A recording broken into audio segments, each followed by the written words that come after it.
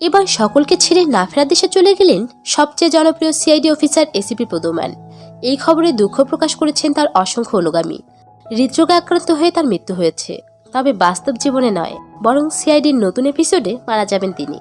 তার ফলে এই বিখ্যাত ব্যক্তিত্বের একটি বিখ্যাত ডায়লগ কুছ তো গড়বড় হে এটা আর শোনা যাবে না। আর এই ঘটনা ঘটতে চলেছে আর কিছুদিনের মধ্যেই।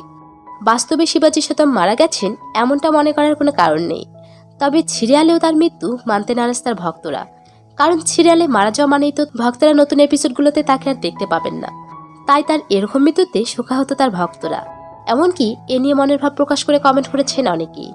একজন লিখেছেন, আমার কাছে তুমি সিআইডির প্রাণ, তাই তোমাকে ছাড়া সিআইডি দেখার আগ্রহটাই হারিয়ে ফেলবো।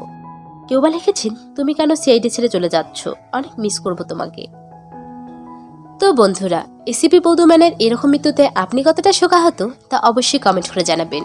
এবং প্রতিদিন নতুন নতুন ভিডিও পেতে অবশ্যই চ্যানেলটিকে সাবস্ক্রাইব করবেন। ভিডিওটি শেষ পর্যন্ত দেখার জন্য ধন্যবাদ।